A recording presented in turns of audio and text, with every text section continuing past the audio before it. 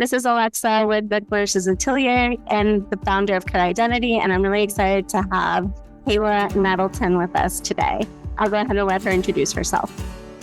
Hey, yeah, I'm Kayla Nettleton, and I have a private practice myself, and I also help therapists to build their own private practice in a way that's sustainable for them and in the way that they want it. And so what I mean by that is a lot of times we hear messages of like, this is how your private practice is supposed to be, or you need to see only this many clients, or you have to charge this much. And I want it to be what you want it to be, right? Like there is no cookie cutter or best way to have your private practice, but you have to figure out what's going to work for you because we're all different. We all have different needs and desires. And that's what I help my clients do on it when I'm working with therapists. Can you tell me a little bit before you made the shift into helping other therapists, what did you do to grow your own personal private practice? The way that I started is I was trying to, I left a toxic work environment. I was working for a home health company and I went from that home health company from a group practice. And so basically that group practice really didn't encourage their clinicians to expand into their own private practice. And at the time, I didn't even realize that I wanted to do private practice, but the thought of seeing 30 clients a week just was way too much and felt really exhausting to me because at the time when I was working at that group practice, I was on a salary and I was only seeing a limited number of clients because I could only see clients through a special grant that was for veterans. And so as I was transitioning into being fully licensed, they were going to take me off that grant so that I could charge insurance, right? That meant for me to be considered full-time, I had to schedule 30 appointments a week for me to be considered full-time. And that was just like a no for me. An opportunity came up so that I could leave that practice and I took that opportunity. So I was like, I have to get out of here. I was in connection with a really good therapist friend of mine and she had already left to do private practice on her own. And so she was encouraging me like, Kayla, you can do this too. This was already after COVID. So there were more opportunities with doing virtual practice because it was just more known, right? Before COVID, the thought of doing virtual therapy, although it was already available, people didn't automatically think of that. They wanted that in-person experience. And so she was very encouraging to me, like, Kayla, you can do this. Like, I'll just show you what I did. And so one of the things that I did was I jumped into one of the platform. They partner with insurances. So I wasn't billing insurance, but I was getting paid like $55 for a 45-minute session. So I went from working in this toxic work environment, trying not to see so many clients, to being really full in this other place and working with like 25, which is great because it allowed me to immediately match my income that I was working in the other places while cutting my hours in half. So I wasn't working like 40 hours a week now. I was working like 20 to 30 hours. But that was still really exhausting for me. And I had little energy left to do anything else to make my practice my own. And so although, yes, I was working in private practice, it still really wasn't my own because I was attached to this company. My next step was, okay, well, what do I do? Like, how do I increase my pay so that I can have more time? So then I started taking insurance because I felt like I wasn't attracting any clients into my practice, but I realized it's because I wasn't doing any marketing. I was relying solely on putting myself out there in directories and thinking that was the only thing I needed to do to attract clients. At what moment did you really decide I want to do fully private practice? You know, you mentioned you were attached to other company that you were originally working with, and also you were relying really on directories. But before that, at what moment was it like your aha moment, like, I'm just going to fully go private pay and I'm going to really own my practice? So I initially wanted to do private pay, but at that time, I didn't think it was possible because I wasn't getting any clients other than from that platform that I was working on. And I was kind of going into things like, well, I guess maybe this isn't possible for me. So I then transitioned to insurance. And it wasn't until after I finally invested in myself. I spent maybe about $2,500 maybe on a course that helped me with my money mindset. And it was taking that course that made me recognize I do want to have a cash pay practice, but I had all of these money blocks that I needed to work through in order to be able to do that. Because it's not just about setting your fee and hoping good things will happen. I had to be confident in having these money conversations with clients. And before then, I wasn't confident at all. And it still took me a while to be confident in my fee before I fully became completely private pay. That's actually really good. I like that, because one of my other questions was you were getting about $55 a session when you were working through the platform. But at what point did you start making that shift after taking this course? When did you start kind of figuring out what your fee was? And when did you start kind of deciding how you were going to help people see the value in what you were doing? Yeah, it was through that course that there was a pretty awesome calculator that she had that allowed me to input not just the expenses that I had in my business, but also personally, those expenses. It has this dream big section where it's okay, this is your life now, but what kind of life do you want? What kinds of things do you want to be doing? Do you want to, have a house cleaner come to your house? Do you want to take your clothes to be washed by someone else? What are these other things? Do you want to take vacations X amount of times a year? And it was then that I realized, oh, I wasn't really allowing myself to dream. I was really focused on what did I need right now in this moment? But if we're always focused on what do we need right now in this moment, it's really hard for us to grow, because we're not taking those extra steps. So it was during that time where I'm oh, I can't live off $55 per session. That is not realistic for the lifestyle that I want. And it's actually $225 that I might need to be to live the lifestyle that I want. So let's pause there a minute. Tell me about that shift from 55 to 225. And was it a gradual increase, or did you just go all in? It was definitely a gradual increase, but when I'm saying 55, that was what I was getting from that company. And so from there, after I stopped taking clients from that company, I was then taking insurance. So then that was 100 something, right? Depending on the insurance. Even when I went from insurance to fully private pay at 225, it was basically going from 0 to 225 because most of the clients that I had initially were using their insurance. And so they were paying maybe nothing for a copay, 25, and I think maybe the most was 50. And so that really held me back because I kept thinking about these people are never going to be able to make that jump. Who is going to pay me this much money? Making that jump was incremental, but I couldn't go lower.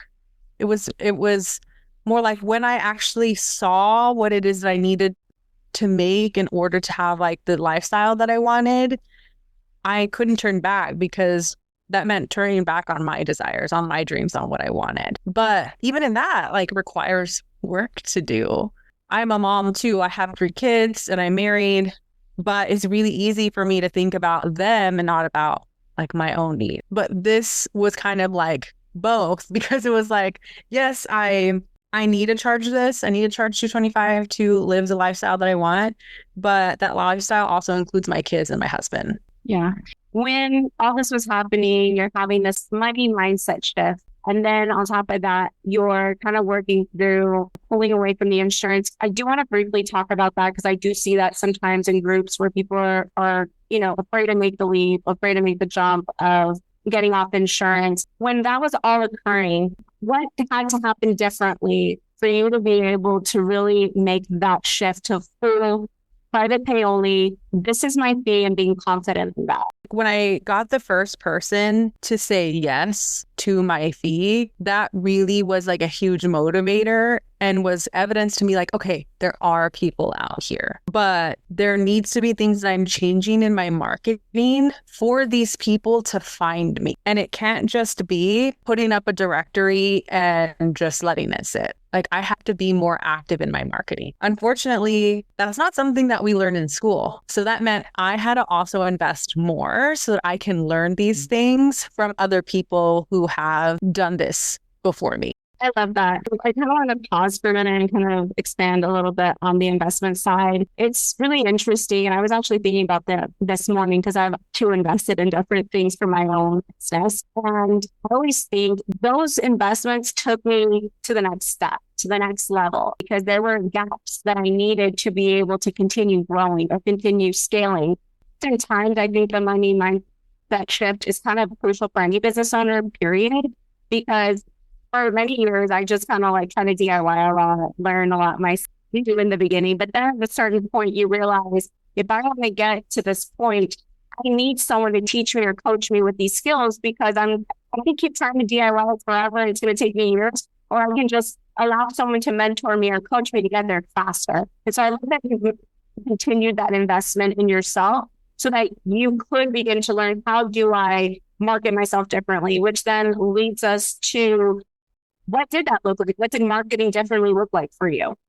Yeah. So for me, marketing differently made me more invested in my website. So one of the things that I invested in was another program, and they helped me with my website in terms of the technical stuff of building it all, because I have a WordPress site and that's heavily coded. And so that saved me a lot of time in trying to throw up a website on my own. I used like the messaging in my website was something that I focused on and got really deep with in terms of who my ideal client was. And I know a lot of people kind of get scared of niching down, but this is super important, especially when you're starting. And just because you niche down in one area doesn't necessarily mean that you can't work with other populations or other niches. It's just you want to have one focus to really use in your marketing, because if you're jumping all over the place, people are going to see that and they're not going to see you as a specialist.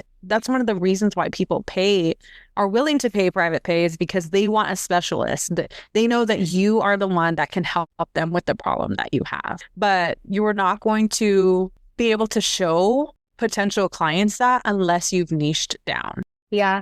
I want to talk about that a little bit. How quickly did you begin to see an increase in leads and actually find people finding you, like your people, so to speak? How quickly did you see that after you redid your website and refined your messaging? It was 3 to 6 months. Like when I refined my messaging, it was like 3 to 6 months. Gosh, Kayla, you would have done this from the beginning. But that kind of I needed to learn those lessons, because all of those lessons that I learned are now helping me when I'm working with other therapists to do the same.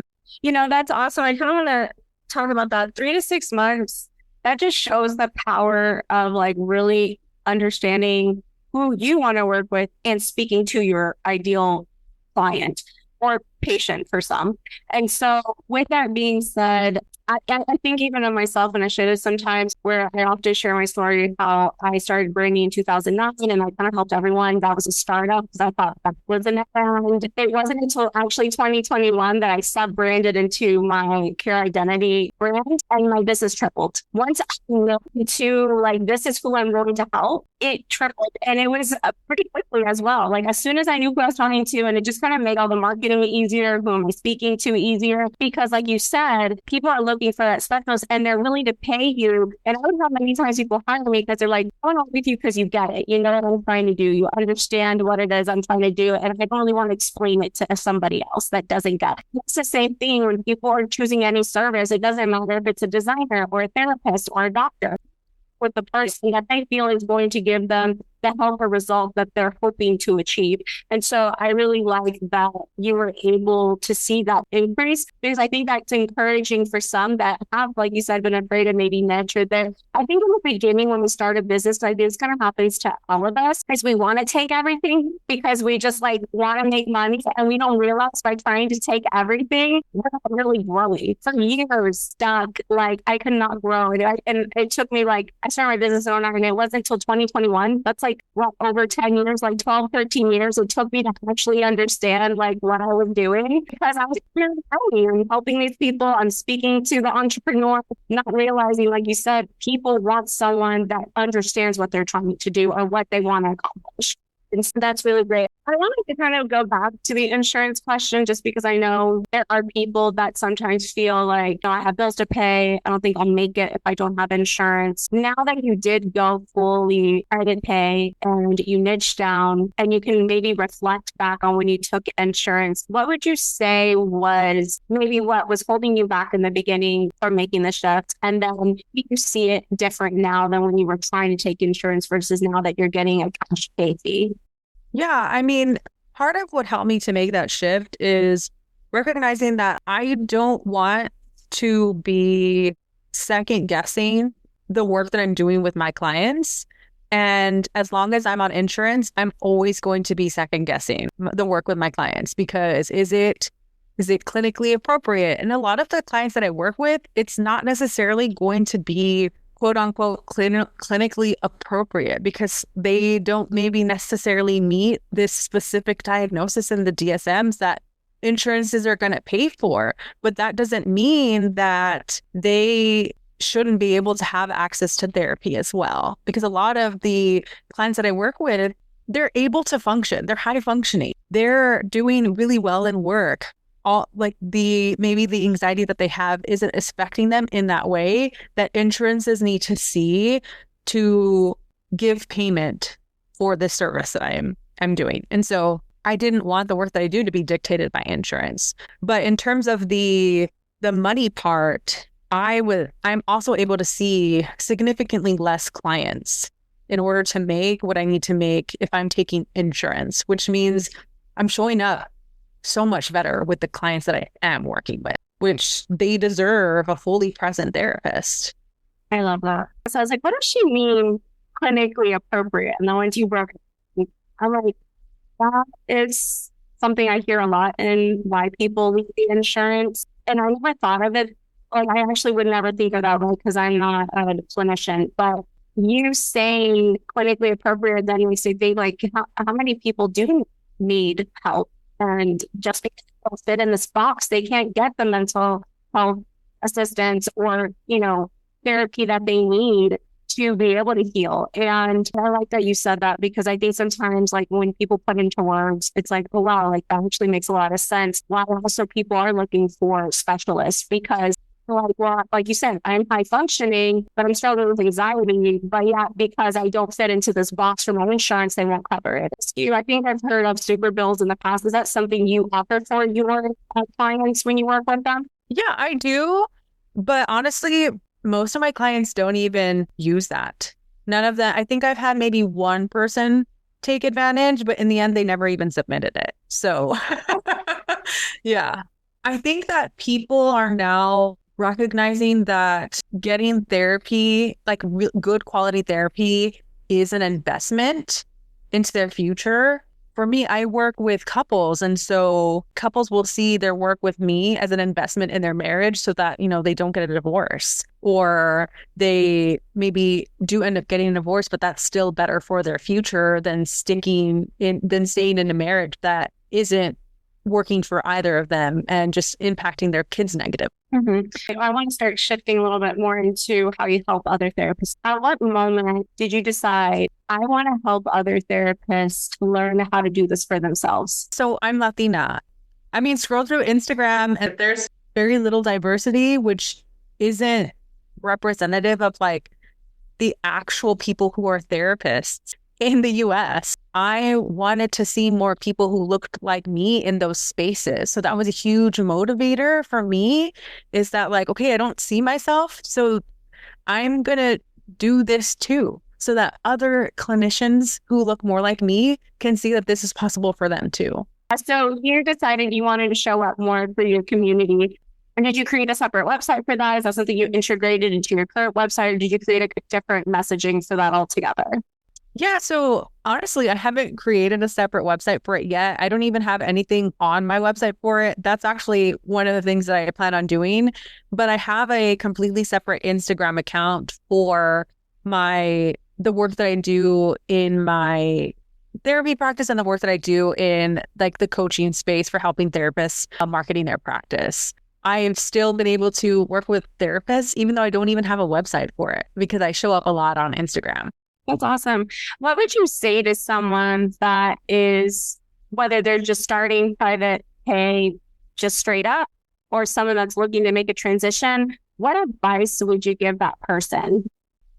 For someone who is, trying to make that transition, I would definitely say it is totally okay to wait until you have enough in your savings to feel comfortable to make the leap.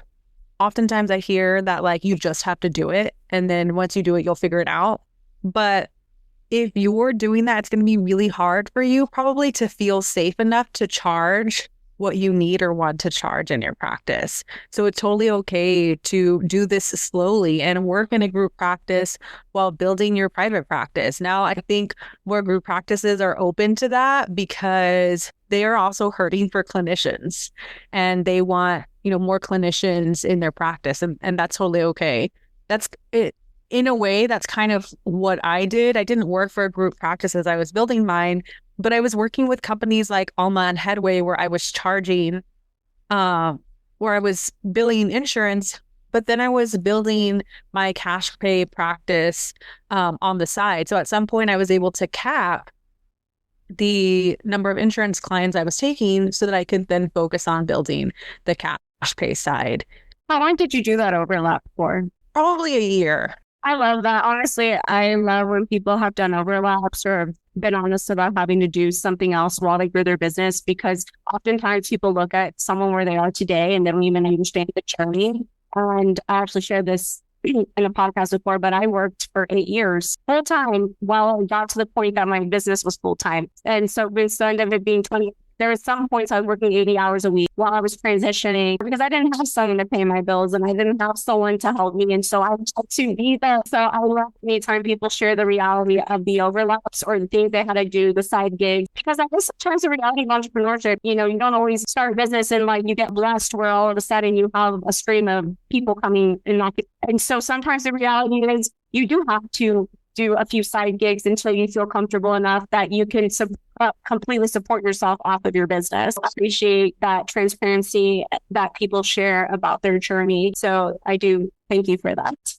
Yeah, of course. It's so important for us to see the full picture, because if not, then we're going to think we're doing something wrong if we didn't make it in 3 months, right? Or a month. I mean, private practices are not built overnight, and we can't expect ourselves to excel in something that we've never done before. And I know that's a lot of the struggle that I had was like, I wanted to be making it like quick, but that was actually me getting in my own way because I wasn't letting myself fail so that I could learn. Like when we mess up, we learn from those mistakes. And I was scared to make mistakes, which also held me back. Mm-hmm, mm-hmm. And today, where would you say most of your traffic's coming from? Do you say it's like word of mouth, online, your website, directories? I know we talked about that, but just like, where do you think most of your leads are generating from these days? Funny enough, most of my leads are coming from directories, because I know I started saying like, I put my stuff up on a directory and thought that was it. But a lot of directories still work, but your messaging has to be on point. Like you have to be speaking to a specific client, and your website also has to reflect that. Because what I often hear when clients are reaching out to me are, I'm struggling with everything that you talked about on your directory. Like I have a consultation later today, and that's exactly what the person wrote on the little form was, I'm struggling with everything you talked about in the directory. Or I had a client that was like, your website, it's like you were talking to me. Like, that's what I want. Like, that's what you want potential clients saying, because they're already primed with, this is the therapist that I need to work with, no matter what. That's exactly like the other thing you're saying are like things I try to teach, even though I'm not the clinician, but it's like, I feel like so many things that people talk about when they understand branding, messaging, and mentioning literally works for any type of business. It's not like, oh, this only works for therapists, this only works for designers. No, it literally works for any business you run once you figure out who you're speaking to, who your target is, who you're marketing, who's your avatar, all those things you typically hear. Everything kind of just falls into place. I did want to ask you, what tips would you have when you're writing directories? If you're able to give any tips, what tips would you give someone? Because obviously it's driving you traffic. So you must be doing something that is bringing people to want to reach out to you.